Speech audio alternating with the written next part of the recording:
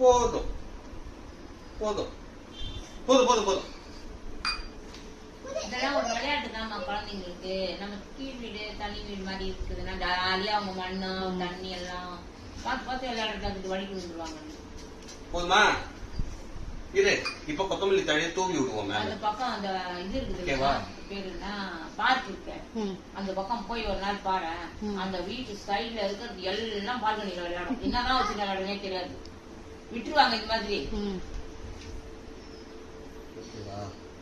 ஓகேவா வேணாமா? தக்காளி வேறு போடலாமா?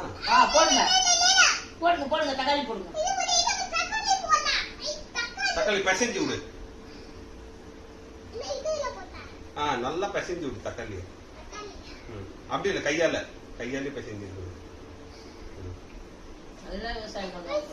என்ன பண்றீங்க ஆஸ்கர்?